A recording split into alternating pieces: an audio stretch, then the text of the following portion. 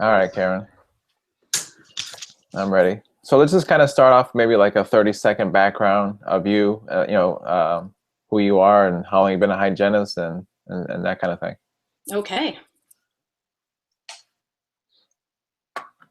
Yep, go ahead, Karen. Just like how long you've been a hygienist and Oh, okay. yeah. Yeah, I've been a hygienist for 31 years this year, which seems impossible to say, but it is true. So I've been practicing a long time. Went right from high school into a bachelor's program at University of Iowa and graduated at 21. So I've been doing this a long time. Took one little mom sabbatical in there when I had my third child, and it just didn't make sense to go to work and pay for daycare. You know, you end up paying more than you make when you stay home. So had that little sabbatical and then went back to work, and have always loved dental hygiene. I missed it when I was out of it at home, but you know, I loved being home with my kids too. So it's a great career for that as well, which was really nice for us as a family. And what's your role now with American Eagle, and how did you get into that? About 7 years ago, my neck really started to give out on me, and I was having trouble practicing as much as I was in clinic. So a friend of mine said, I need you to meet my friend Mary. She works in a dental hygiene school. I think you should talk to her. And it just happened that they had an opening for a clinical instructor at our nearby dental hygiene school. And I loved it. I went, and it was just so much fun to be with students and teaching. So I luckily got into the teaching in the classroom the very next fall even, and was teaching the medical concerns and special needs course, and realized that I really needed a little bit more info on how to teach. The dental hygiene part we all know, but how to teach is really an art. And I went back and got my master's in education. And after I did that, we actually had a little bit lowering of enrollment in our program. So I didn't have as many hours there, had this loan to pay back, and I'd really enjoyed writing during my master's program. So I heard about Career Fusion. I don't know if you've ever heard of that. It's a professional retreat. And I went thinking, oh, you know, it'll be fun to write an article or two if I can learn how to do that and make some connections for that. And it kind of exploded from there. You make such great connections. The people there are so great. And that's where I met Louis Myers and Nicole Schreiber at the time, who were the representatives there for American Eagle. And my ability to teach dental hygiene, or teach technique really, and instrumentation, fit beautifully with what they were thinking about doing. And about the same time, Louis Myers, the national sales director for American Eagle, had bought typodonts to hold hands-on courses. I said, well, I could do that.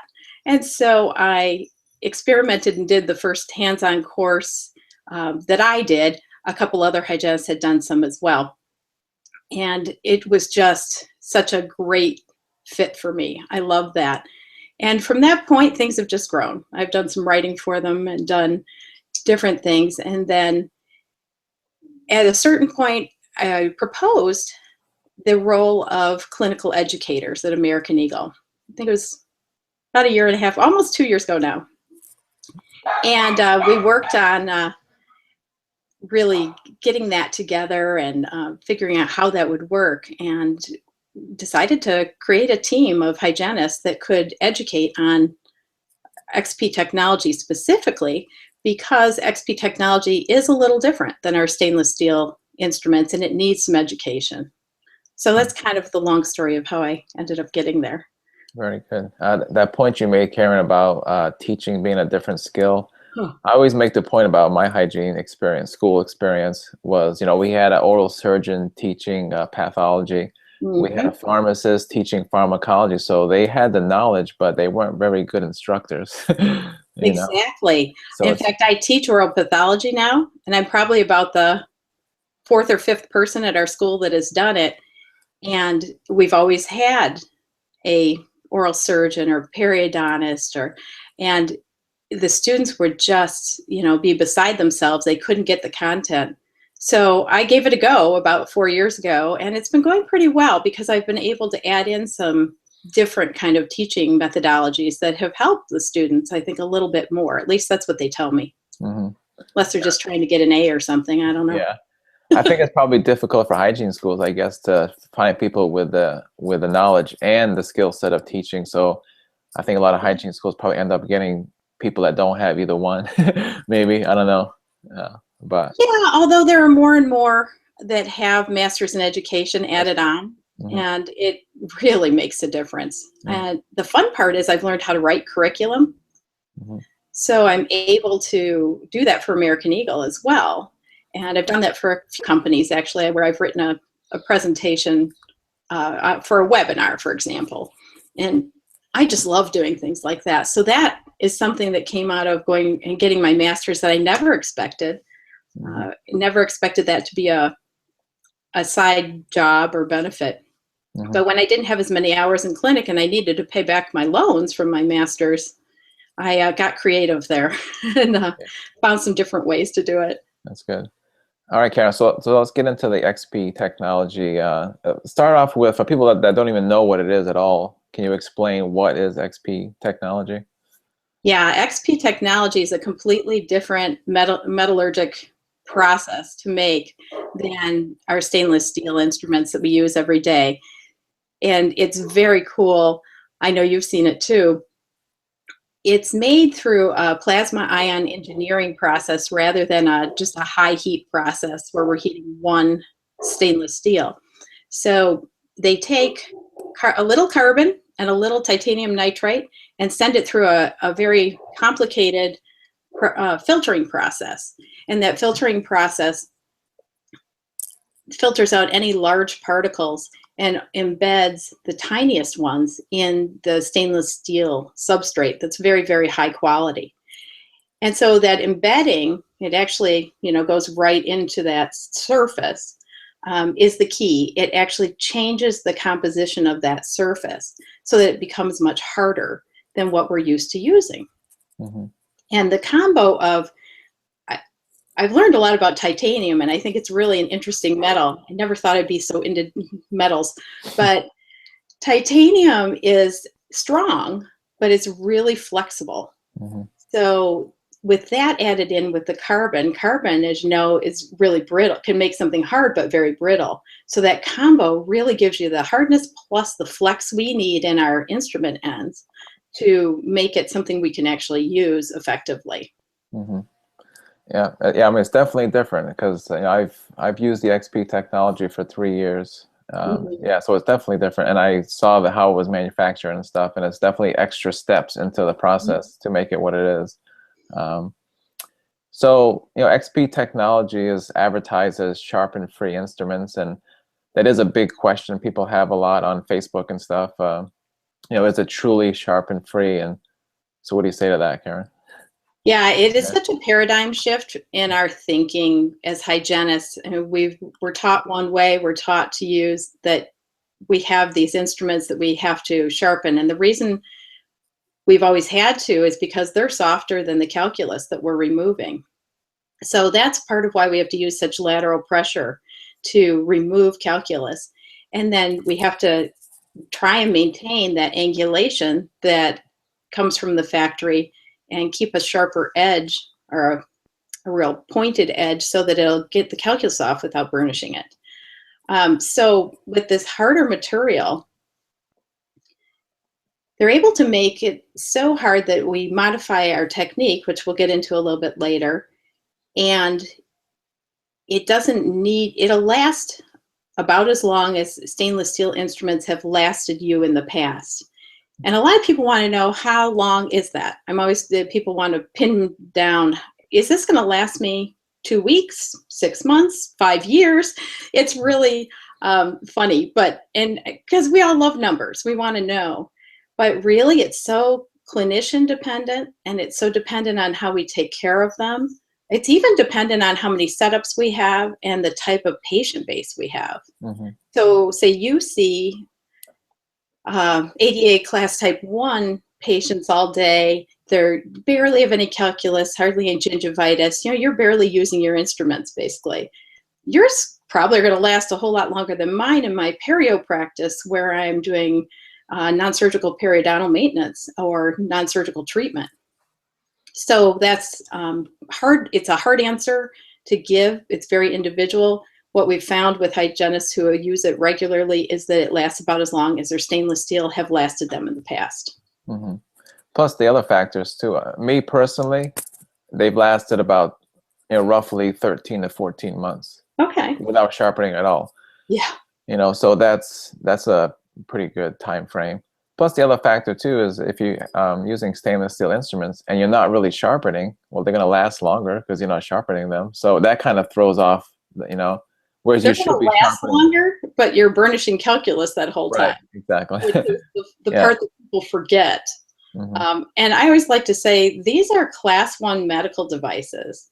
So think of having a surgery, and we go and have our surgery. Do we hope, we are thinking the instruments that are coming into the surgical suite with us better be wrapped and sterilized, and they better be nice and in tip-top shape, right? Mm-hmm. Well, I think our patients expect that from us as well. So having dull instruments really is doing a disservice to our patient base. Exactly. So I think, I won't say most, but quite a few hygienists, don't sharpen as much as they should with their stainless steel instruments. So if they did sharpen it like as they should, it probably wouldn't last as long as they think it would last either. Right. Absolutely. So that's because you thin them out so much, then Mm-hmm. they get to the point where they're thin and could break. Mm-hmm. Also, there's a study done, and I don't know if you've seen this one, by Lori Lauder. It was published in RDH magazine last April, called Your Best Efforts. And she took about, I think it's 40, I always get the number of scalers wrong, stainless steel scalers, and distributed them among hygienists who have been practicing more than 5 years and who feel they're pretty good at sharpening, and said, use these until they become dull, and then sharpen them once and send them back to me. And the results of that were pretty amazing. She thought she'd get about 20% back that would be within that factory range on the angulation of the blade. Mm-hmm. And it actually was 6.5%. It was 2 blades and not on the same instrument. Right. So Yeah. pretty telling. And I have all the pictures in my files.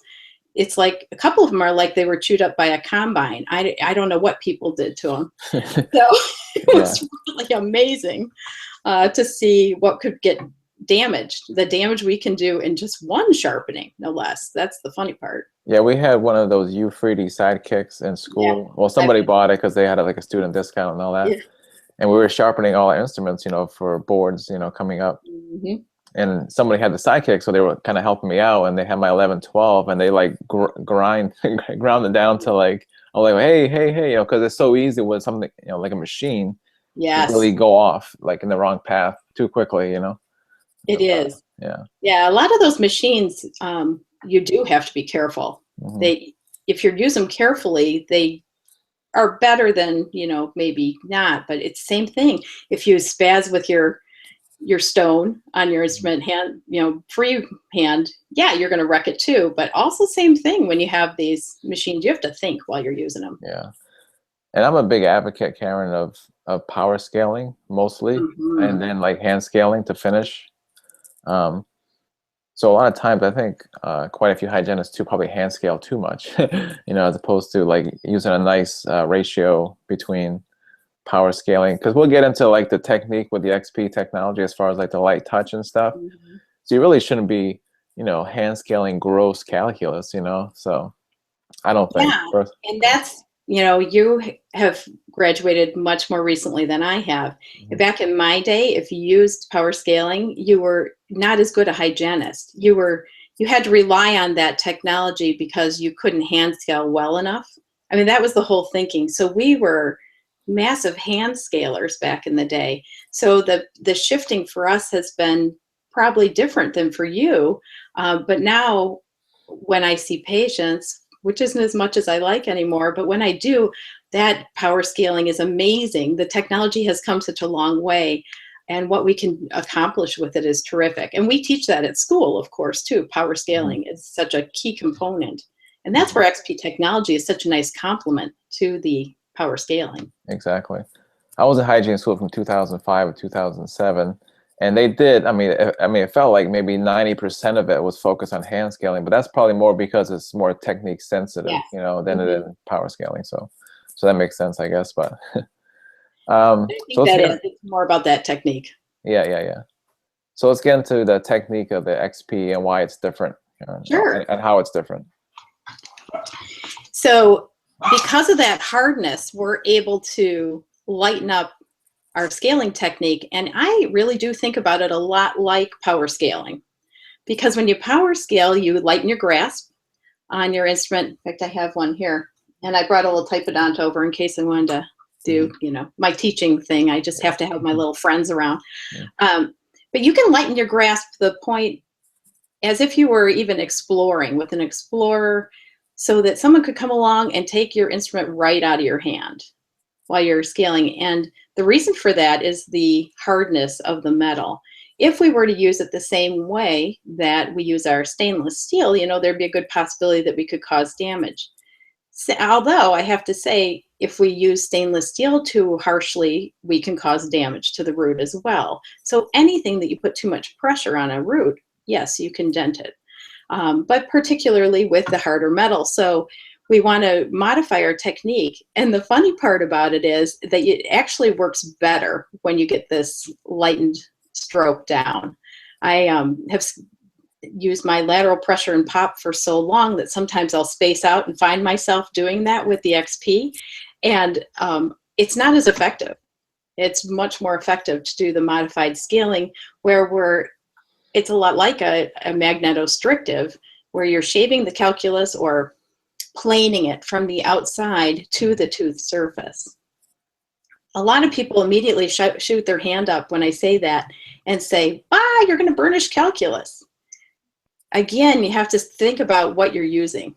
You're using something so much harder than the stainless steel you've been using. It has a ton more tactile sensitivity. They make them thin, which gives you a lot more tactile sensitivity as well. Because they don't have to be sharpened, you actually get them thin like we like them, so that we can actually access those tricky pockets. Mm-hmm. So it's kind of cool. Let's see if I don't know if this is going to show up well enough on. You can try, you'll see. Yeah, let's see. So let's see, what do I have here? A 1314, I believe, just a Gracie 1314. I should have had like one of my kids come in, and I'm lefty too, which, let's see what I can do. But yeah, they could pull this out of my hand. That's not really showing very well. They're seeing a lot of my arm, but it is a very light grasp. And the nice part is that carpal tunnel area really doesn't feel the pinch that we feel during that either. So for us, it has huge ergonomic benefits. For the patient, I don't know, have you noticed patients? Have they commented? Yeah, for me personally, though, Karen, I've always basically, like I was saying, I power scale mostly, and then I call it fine scaling, say fine scaling. So even with my other instruments, I did tend to be on the light side anyway. Mm-hmm. So for me personally, it wasn't a huge difference, but I know a lot of hygienists that like to grind and pop and all that kind of stuff. And I know, like, patients don't like that popping. So they feel like you pulling on the calculus sometimes, but my husband noticed it when I cleaned his teeth, and I didn't tell him I was using these, or, I just was going about. He goes, "What are you doing differently? Because it's quieter and I don't notice pressure." And I'm like, "Did you read my information about these things or what?" I thought he was like, just teasing me because I'm so into this. Right. So, and he said, "No, this is much more comfortable." So I thought that was funny. Mm-hmm. And I've had other patients comment too. Yeah. I mean, definitely having the light touch all day is definitely going to help, you personally too, ergonomics, like you were saying. Yeah. So as far as the next thing, Karen, that people question about is the maintenance of the instruments, how it's a little bit different than your stainless steel. And I can share my experience too. Yeah. So I had XP instruments, for about 3 years. Mm-hmm. I'm currently using the Talon Tough ones. Uh-huh. I mean, one reason is because I'm always testing different instruments, so I always have all kind of stuff for product reviews and stuff. But in my lab, for example, like, it's a very hectic lab, and we have those like thin statums, for autoclaves. Oh, yes. Uh-huh. And for me personally, I can't use cassettes because it's just no space, for me. So I've always had my XP instruments kind of, even though I've always tried to get them to keep them separate and all that kind of stuff, it's always been an issue with them getting mixed up with the other instruments. And I did experience like a little bit of corrosion over the years, but I could still use them. I didn't have an issue with that. But yeah, just talking about like maintenance and how it's different and that kind of stuff. Yeah, that's been interesting to learn. I've really gotten into that part of it too, because as I've been more involved in the education piece and heard more stories of clinicians like you who have challenges with their lab in particular, we have to think about how we can do the best job for our patients. If maybe, you know, that is too much of an alteration in how we have to take care of them, like you've found. But if, for the most part, I've been able to help people make it work in their offices. Sometimes we find that the assistants are not real on board with helping us keep these instruments in tip-top shape. The thing is, the more research I've done on how to take care of them, the more I realize we really should be doing most of this with our stainless steel instruments anyway. The more they crash and bang together in a bag or in an ultrasonic, the more they're going to dull, the more chance they have for pitting, more for bends. You know, our working ends can actually bend, and that ruins our instruments. So again, this is a class 1 medical device, and it really shouldn't be tossed around quite the way we do. We're pretty flippant about our instruments. Right. And they're much more than we've let them be. So one of the things I've really gotten into is try to explain that all hand instruments need to be cared for pretty carefully. Same with magnetostrictive. I'm sure, do you use a piezo or a Cavitron? Cavitron, yeah. Yeah. So those tips, you know, you have to keep those stacks in good shape. And to do that, you have to keep them very protected as well. You know, I've been in offices where they're like an S-curve highway, and that's completely ineffective. So exactly. Yeah, learning how to take care of every instrument is important. So would you say, Karen, though, like with XP instruments, that having cassettes is the way to go, pretty much, you would say? I would highly recommend it if it fits into your ultrasonic and your sterilizer. Yes, that's probably top. I had cassettes for years with my stainless steel instruments as well, and I know they lasted longer than I'd ever had instruments last. So cassettes are great. If you can't do cassettes, then at least separate your XP from your stainless steel. And I recommend just those really inexpensive boxes that have holes in them. I think Zerk makes them. And you can put your stainless steel, half of your setup, like your Mirror, Explorer, and Probe, in one box, and then your XP in the other box, and then put them in the ultrasonic like that. Because XP can touch XP without causing corrosion. But XP and stainless steel should not touch one another. Right. Because that'll cause more corrosion opportunity. And then bag them separately as well. It's really important for all instruments as well as XP to rinse them really well to get that film off of them from the ultrasonic, and then also let them dry.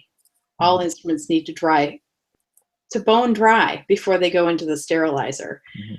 It stresses the sterilizer out to have that extra moisture in it, and it causes more corrosion. And also the steam can't get right to the middle of the bag to fully sterilize. Yeah, all those things you mentioned, Karen, is issues we have in my lab. Yeah, I think most of our offices, we have those issues, actually. Yeah, like no, and stuff dry. You know, they really pack those statums like they shouldn't be. Oh, right. You know, I've had things, not like XP, but other stuff like bent and you know, all kinds of issues. But it's been a challenge because I work in a corporate office, and we have quite a bit of turnover, and it's pretty hectic, you know, lab, and I tried my best. So, but I'm just hoping one day we'll get like a big autoclave so I can get cassettes. But you know, well, that would be really helpful if you're that busy. I can't believe you guys are living off of statums. I know we have 2 of them. They're like 2 out of, and we have some days we have like, you know, the oral surgeons there, and it's just like a lot of stuff going on. It's ridiculous. But anyways, yeah. Yeah. Yeah. But a lot of offices have these issues. And so it's a really good point. You're not alone. Mm-hmm. The more stories I hear, the more I hear things like that. Mm-hmm. So it's kind of made me more interested in sharing really how to reprocess our instruments in general. And Right. how things need to flow through that sterilization room. I've done a webinar on that once. And I'm incorporating more and more into our clinical educator courses for American Eagle on reprocessing and sterilization, because it seems to be a topic that people really need an update on regularly. Mm-hmm. So they can take it back to their offices. Yeah, so I'm currently using the Talon Tough version of the instruments because I like the blackjack. It's kind of like my workhorse instrument, you know, and they're pretty good too, you know. Are they? You know, it's funny. I have not tried the Talon Tough. No. I'm going to go to Missoula in a couple weeks, and I'm thinking I'm going to ask them for a couple to give them a try, because I've been so focused on learning about XP. I'm like, I really should try those. And they're interesting. They're stainless steel instruments, and they're comparable on the hardness scale to the Hugh Freedy Everedge. So they should be pretty similar to what most hygienists are used to using, stainless steel wise. Yeah. They do have the resin handle on, just like the XP does, which lightens them up. Do you use that, or do you use a stainless steel handle? I use a resin handle. Okay. Yeah, because stainless steel is an option too. Some people really love that, but these really lighten it up. So it's good for it that way too. Yeah, because I always say too, Karen, like, because I try to be unbiased, you know. You know, I always have a mix, like I said, of stuff. I'm always using all kinds of things for product reviews. You know, I have PDT, I have American Eagle, I have Freedy, I have Nordent. But you know, me personally, I still like the American Eagle stainless steel version, just the way it feels.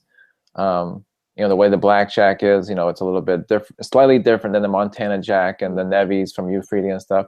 But I always tell people, I mean, those are good too. It's just my personal preference. I like the American Eagle a little bit better, you know. Everybody has their personal preferences. Yeah. The blackjack, though, probably one of the reasons you like it and most people end up liking it best is because it has 4 extra millimeters built into the shank, so it gives you more posterior reach than the Hugh Freedy versions or the PDT versions. So it might be why you like it better, because we do find that most hygienists, once they pick it up, they go, oh, this does really get to the back. Yeah, I can feel the reach a little bit better on the blackjack, definitely. But I started with the Montana Jack, and did you? Yeah. I discovered it, you know, and then slowly I tried the Nevi after that, and then I have all 3 in my office, so, you know. Yeah, exactly. Yeah, so as far as like back to the maintenance thing, Karen, like we're talking about the pitting and stuff, and you know, somebody mentioned about breakage, and in my experience, I've broken every brand, you know, so I don't experience any more breakage with the American Eagle or anything. So I know people have mentioned that about being with, you know, dealing with the corrosion or the pitting or whatever of the instrument. Yeah, there's a couple of things. The corrosion and pitting is one thing, and almost every time that I've helped figure out what the issue is with corrosion and pitting in anyone's office, it's ended up being some step in that reprocessing of the instruments, that like there's the wrong ultrasonic solution used, one that has a lot of, it could have acids or phenols. Salts are really damaging to XP technology. So we do have a list of compatible ultrasonic solutions. It's pretty long. I mean, yeah, it is. Yeah, I checked it myself, and my brand was on there, so I was good. But yeah. And really, from my research I've done on reprocessing, I would recommend always using one of those ultrasonic solutions for any instrument. It's going to be more gentle to our instruments. So, while still removing the bioburden that we needed to remove. Right. So let's get into price, Karen, because that's one of the things that people balk at. I did a blog post about this, you know. Yeah, I remember that. Yeah, basically revealing, I guess, like the true cost, you know. I just took just an average time of a hygienist pay, you know, average time of sharpening per week. And I just compare PDT to, only because it's like a, you know, competitor or just close, whatever. Yeah. And I had experience with PDT, so it basically came out roughly the same. Like if you compared XP to a PDT instrument, but you calculated in the cost of paying a hygienist to sharpening instruments, it's kind of a break even basically. So it's not really more expensive. So Yeah, that's what most hygienists have told us. And it's good you did that math yourself and figured that out. We even have a little worksheet in our clinical educator course, our hands-on course. It's called Power to the Hygienist, that helps you do that math and figure out how much time you do spend sharpening and how much that actually costs the practice. And even for those who send their instruments out, that's a cost to the practice as well.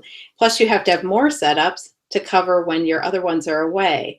So when you start throwing all these factors in, they end up being quite reasonable, especially when you're able to be with your patients longer. I know, being able to share their treatment plan and customize it is so important to me. I'm sure to you too, as you're practicing. It's so nice to have those few extra minutes to be able to do that. mm-hmm. Yeah, you mentioned about like other companies like Nordent. I'll mention the other companies. Nordent, I did a blog post on that too. Nordent offers free sharpening. Yes, they do. But what they don't really mention is that you pay for shipping. And Oh, do shipping, you? Okay. yeah, you pay for shipping, which it was like $8 each way or something like that. Yeah, so it wasn't cheap, So you're really paying for the sharpening, but yeah, I've been told too that they're going to evaluate them and tell you when they're done. And some practices have been unhappy with them telling them they're finished. Right. So Yeah. He like to hear that in practice, because a lot of us we've experienced having to hold on to our instruments much longer than we'd like to. Mm-hmm. So exactly. yeah. Plus, American Eagle has, and I haven't tried these. Is it called the quick tip, or like when you can switch out the tips? Yeah. Yeah, we need to talk about those. Those are the coolest things. Oh, I don't have one of those. I wish I did. So instead of having a one-piece instrument, you can buy screw-in working ends and the handles separately. And it is so cool. They've made it so that you tighten it in by hand, and then the last eighth you use a little wrench. That I don't have one of those around either, but you would tighten it with a little wrench, and you tighten it to the point where you see the two ends in balance, like we need, so they're offset. So you have a balanced instrument like you would with a regular one. And you can create your own instruments and replace as needed. You know how sometimes, have you ever had the sickles? I would always do this. I'd have sickles that I loved, and one end would just wear out, but I loved the other end, so I kept it. And you might have this like broken instrument on the other end. So you don't have to look so pathetic that way anymore. You can just replace that one end. It's much better. But also that eco-friendly factor, you're not throwing away all these handles now. You can just replace the tips, and it's very cost effective. I had a friend who ordered some for her office, and I helped her figure it out because it's a little complicated. You have to buy an A end and a B end, like if you're buying a Gracie, for example, and then your handle. So you get to choose your handle color. And so we were setting it up, and I saw her invoice from, I forget which dealer she had.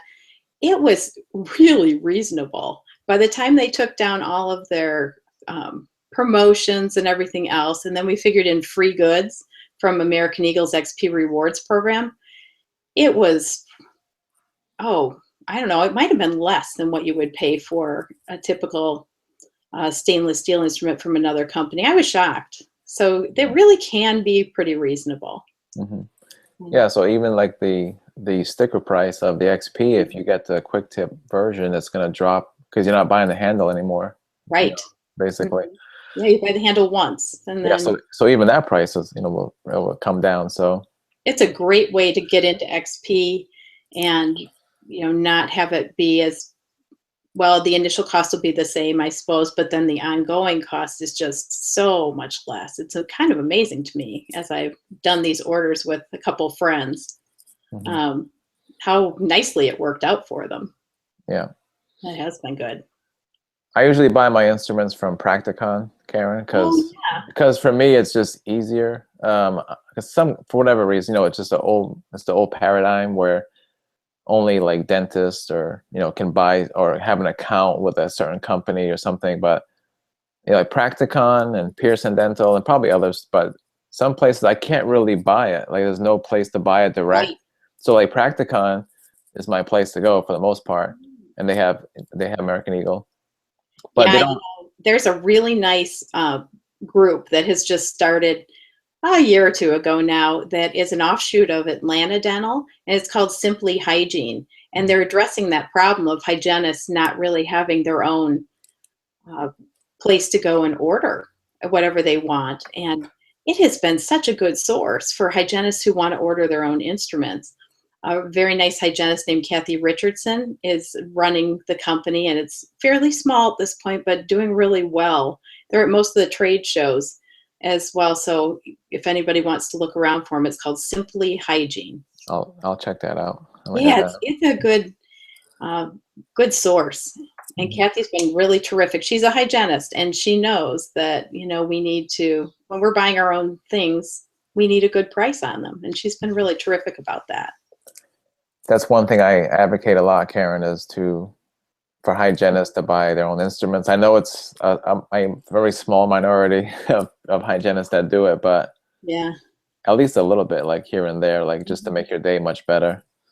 So yeah, I never used to think that way. I mean, because I've been doing this so long, but now in this day and age, and the way things are, just in the business of dentistry, we need to take care of ourselves, and that's probably our best bet, is buying the tool, the key things that we want, like loupes and lights. I now have a saddle chair. Have you tried those? Yeah, I have a saddle chair. Oh yeah. Yeah, and boy, that combo of XP technology, my saddle stool, and loupes with a light, it was a completely rehabbed experience in hygiene. I had the best time cleaning teeth just because I was having so much fun sitting properly with the proper light and having these great instruments. Exactly. So, like I mean, to go back now with no light, no loupes, no saddle chair, no good instruments, I would be like, I can't do hygiene anymore. I mean, I don't want to do this. Yeah, I need to transport you back to my early days. Although I worked in some great offices, so I did have a lot of nice equipment for the timing. But yeah, you would probably really be amazed at how things have come along. Yeah. Because I think about that, Karen, because I'm a relatively new hygienist. Yeah, you are. And I think about you guys back in the day, like hand scaling perio patients. I would just, like, no way. Well, I absolutely love that. That was like my niche. Yeah. I like the more the merrier, and I think that's why I did my neck in fairly early. Right. Yeah. Because I was into developing those non-surgical perio programs and the practices I was in, and that was just my complete favorite thing to do. So yeah, I think and I'm left-handed, so I think a lot of times I had to squish in some spaces and didn't have very good ergonomics because of the way I had to deal with the equipment I had. Yeah. Exactly. As far as those quick tips, though, Cameron, the only thing was Practicon doesn't have it on their online catalog. Oh. So I talked to Lewis about that. So hopefully maybe they can add it to that catalog. Yeah, really. I have a contact person there that kind of helps me out with products for product reviews and stuff. So I'm gonna try to contact him and see if they can add it. But yeah, the nice thing about the quick tips is that pretty much anything you want is available in quick tip too. It's not limited to certain instruments. You can get any instrument you want as a quick tip, and that helps because everybody has their favorites. So you want them all available. Exactly. So I just want to say again, Cameron, as far as I think XP is perfect for with fine scaling. I love to power scale and then use XP technology for the finishing, fine scaling, light touch, Absolutely. It's perfect for that, It is. It's perfect. It is. And that I say that in my courses because it fits so perfectly with today's theory of using mostly power scaling and then following up with something fine. And the thinness of the XP technology is what I find to be so nice for that follow-up because you've got such great tactile sensitivity with the thin XP technology in there. So yeah, I completely agree, and that's how I teach it as well. Right. Plus, you're maintaining the same design on that tip throughout the life of the instrument, whereas say you have a stainless steel instrument that's going to last you, I'm just saying, say 12 months. Those last few months, it's almost like a different instrument. Oh yeah, and when you take a look at Lori's research and you see the double bevels and the triple bevels and one that was marked inexplicable, if you were actually scaling with that, you're burnishing the heck out of those root surfaces. So, Exactly. and those weren't even very old instruments. Mm-hmm. So it is important to learn, about these, and they're a little bit like buying a BMW, we always say, because when you buy a BMW, you promise to put premium gas in it, right? You wouldn't just go and put junky gas in. So with an XP technology instrument, we just ask that you think through how you're going to take care of them. And I always add to that. So really, when you're doing this, do this for your stainless steel as well, because you're going to keep them all a lot longer when you do that. Mm-hmm. So. Exactly. There's one more thing I was going to say, Karen. I forgot. Damn it. Can I tell them a little bit about what we're doing as far as education goes? That's what I was thinking about your webinar. Yeah, let's go ahead. Yeah. So we have a team of 4 educators that American Eagle has put together. And this team of 4 is Lori Lauder, Stacy Deemer, Therese Stewart, and myself, and we're kind of located all over the country. We have a couple of things, several things we're doing. One is webinars. So we can do a webinar kind of like this live with you and show you all the little, that show you the technology and explain the science behind it. Because it is interesting and it helps you understand why we have to modify the technique and why we might take care of them just slightly differently. It all kind of comes together when you see that in place. Plus, we do some discussion about how we can bring these into practice and kind of do a little bit of that business talk that none of us are taught in school. Mm-hmm. And really, then we have a lot of fun. We have full-blown typodonts on stands, and we bring cassettes of instruments, and we do technique work, and we actually get to play with the instruments and try that modified technique out. So those are the hands-on classes that we do those. I guess I sidetracked into that from webinars. But webinars, we can do like a 1 hour, even 40 minutes during someone's lunch if they want. And it's worth 1 CE. We have AGD accreditation now. So you get a free CE, no cost to anyone for that course. And then that can help you at least have the base and understanding of what XP technology is, because it really is. I think it's going to be the future of our hand scaling piece of dental hygiene. Mm-hmm. So we have those courses, and we're coming up with some other courses. We have some very cool implant instruments at American Eagle. Have you tried those? I didn't try them, but I've heard of them. Yeah. So they had implant instruments, realized that they might be too hard for some of the implants out on the market, completely scrapped them, did research, and found out what the Rockwell hardness of implants, like, I know they took a sampling of the most popular implants, checked the hardness, and then found medical grade for titanium. And like I said, that's a nice flexible but strong metal, and made it at a Rockwell hardness of 23 so that it's well below the softest implant out there. So you still get the sharp edge and the ability to take calculus off, but you don't have to worry about scratching the implant, which is still standard of care and still recommended in all the evidence-based data, because I know there's some people out there saying you can go ahead and use whatever you want on them. Mm-hmm. But that really is in the latest evidence base that still says don't scratch them. Mm-hmm. So right. I really think that they're a great way to remove that little bit of calculus that can build up on an implant without scratching them. So we're going to do some webinar courses on that. We're going to do some webinar courses on reprocessing, because as you can tell, I'm pretty into that and concerned about people taking care of their instruments, and as well as everything else in your office. You need to, keep things going. That's how we save our budgets too. So true. So where's the best place to find that info, Karen, if somebody wanted to look into the, when the webinars are and the hands-on courses and all that kind of stuff? Yeah, that's great. The best thing to do is write our marketing department, and it's probably just marketing at it's marketing at am-eagle.com. Mm-hmm. And that way they can direct you to me or to anyone else, and one of our other educators that can set up the webinars for you or the hands-on courses. There's some hands-on courses coming up. I'm going to be doing one in Mason City, Iowa in April. And I'm going to be at the Nebraska Annual session doing 2 hands-on courses there. So that'll, about 80 people can participate between the 2 courses. And I have a fun week in New Hampshire coming up. Is that kind of near you? Somewhat, yeah. I'm going to station myself in Concord, and then I'm going to be going to 4 different locations in New Hampshire. So it's my tour of New Hampshire week. Nice. It's my second shift, I think. It's a nice state. I like it. It'll be cool. I've only driven through it once, I think, long ago. So it'll be kind of fun to see. If you email all the information, Karen, to me, I will put it on the blog post that's going to go with the video. So people can just click on it. Yeah. And then people can know where to go, and especially the address to reach us to set up webinars. That's always nice to have. Yeah. That AM-Eagle thing is kind of confusing. Yeah, a little bit. Yeah, exactly.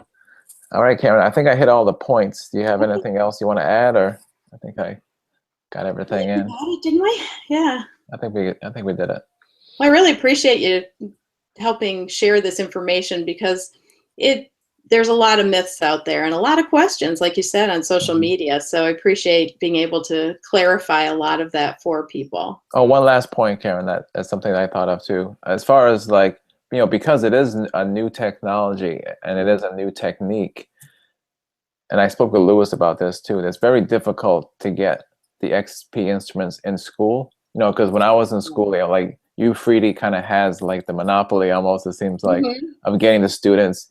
And people tend to fall into patterns, and I fell to that pattern too. I was used to U-Freedy, and I stayed with U-Freedy for like 3 years, whatever it was. But it's probably very difficult, right, to get into hygiene schools because people don't want to modify their teaching technique. Is that your experience, Karen? We found that some schools are being much more open to it than they have been in the past, especially for maybe the second-year students. And as an instructor myself, I really feel that's the place for them as well. That you need to learn. We're going to have stainless steel instruments for quite a long time. There's no question. So you need to learn that, and you need to master it. And then as you get towards your end of school time, I think it is a good time to introduce it for that fine scale post-power scaling. So we've had some schools that have been very interested in doing that, and we have some starting that as well. So that's sort of probably slow going, but going. And I think it will eventually end up being something. We need to get it in textbooks. That's another, project. Once it's in the textbooks, I think it'll really be different. It is in Darby and Walsh right now, and it's incorrect information, actually. Oh, really? Yeah. So yeah, I got my textbook, the latest edition, and almost fell over because I'm like, oh no, I wish I could have helped with that. So we do need to straighten some of that out, get it properly written, and that's part of the clinical educator team. Some of the things we can do, as 3 out of 4 of us teach in education institutions, so we kind of know how that needs to go, and we can hopefully, spread the word in a good evidence-based way, and keep things, in an education mode. Because it's going to be good and healthy. It's going to help people last longer in their careers. Exactly. Because I had that challenge in hygiene school, Karen. I would find products. Yeah. Oh, this is a cool little suction device or whatever it was.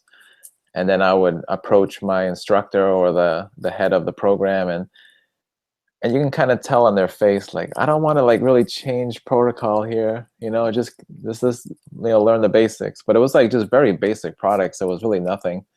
And so I got a lot of that, resistance, I guess. That was my experience, at least. But it's hard to, as being in a school for as long as, it's very hard to just throw new things in. You're talking about affecting a lot of people all at once. It really needs a lot of thought before that happens. So I respect that about education. And I too, being in private practice, as long as you're used to just doing whatever, whenever, and trying things. So it is a very different mindset. And it is something to respect. I know a lot of people roll their eyes about it, and it really, there's reasons for what goes on, and not jumping in with the latest all the time. Right. So I really understand that. So part of our education reach too is new grads, people who are just out, you know, these CE courses that we have for hands-on, they're wonderful for new practitioners to really start learning some different types of products and ways to take care of patients out there. Mm-hmm. So that is part of our goal too. And so schools will see. I think it's going to grow. Yeah. Yeah. Hopefully. Yeah. One last thing about price, Karen. We didn't mention the double Gracie. Oh my gosh. You know, so you basically get, you know, 11, 12, 13, 14 in one instrument. So if you just take the price of that instrument, you cut it in half, that's 2 instruments. Plus, I think it's only comes in the XP technology, right? Because it's tough to sharpen a double Gracie. You know, it's too much going on. It would be pretty impossible to sharpen it because it comes to a peak in the center, and then it creates a 70-degree angle on each side. So we have posterior double Gracies and anterior double Gracies. The anterior double Gracie has a 1-2 on one end and a 7-8 on the other. And that replaces probably the Gracies 1-2 through 9-10, because you can do premolars through all anteriors with that instrument. And then the posterior, like you said, replaces the 11-12, the 13-14, the 15-16, maybe not the 17-18, because that's such a specialized instrument. But gosh, yeah, my kids now, I've always been a Gracie person. So I used to have quite the setup. I am down to 2 double Gracies, the anterior and the posterior, the M23 thin, which is the bomb. That is my favorite instrument these days. And a blackjack usually. And maybe a Barnhart to have around if I really want a universal. I never in a million years expected that I would not have a H67 in my kit. That would be incredible. You know, it's just is amazing. So you can, that saves a lot on the cost as well, because you can buy these multi-use instruments and really make a difference in the price for your practice. Yeah, because for me, like in school, we had a pretty full set. You know, part of that is because you're learning different instruments, you know. But I've basically pared down. So my basic set right now is only it's a blackjack and a 5-6 universal. But I'm gonna add a posterior sickle to that too. But even like that, just 2 or 3. Then I have Gracies on the side, and I'll pull out if I need them as needed, you know. Right. That's pretty much what I power scale a lot though, and I have perio tips and all that for that too. But you know, so that's what I use. Yeah. So I'm a big fan of simplicity. So if you kind of cut it down too, it's going to be a lot cheaper to buy multiple sets, you know. It absolutely is. I just was working with the perio office yesterday, and we got them 5 setups, 5 instruments total in each one, and little cassettes, and bam, they're all, you know, ready to go. They're covered the whole mouth, and it's a perio office, so you know you have to be able to get to everything. There's mini versions of the double Gracies, and the minis in XP are a very special instrument, because when you think about, if you love mini Gracies in general, which I always did for the perio work I did, once you sharpen those, that blade is half the size, half the length, I guess, of a regular working blade. So once you go to sharpen those, they're almost gone. Right. So in XP, you're going to get a lot more mileage out of a mini than you ever would in any other metal. So I love those. There's a 000 that gets to furcations like no tomorrow, and they last so well. If you have a regular 000, it's practically gone the first time you put a stone to it. So if you're into minis, these are high value because they last so much longer than a stainless steel. That's a good point. I didn't think about that. Yeah, it's really great. I've been realizing that more lately, and I'm a big fan of minis. And as you can tell, I use a little more hand scaling than you do. And that's partly my schooling back in the day. So it's worth a try. You know, it's funny, when I wasn't going to try these. I was in an office filling in actually with a friend of mine, and I had a patient with very tenacious calculus, and she had gone on and on about these new XP instruments that she got, and I'm like, yeah. All instruments are, you know, crummy except what I've used for years and years.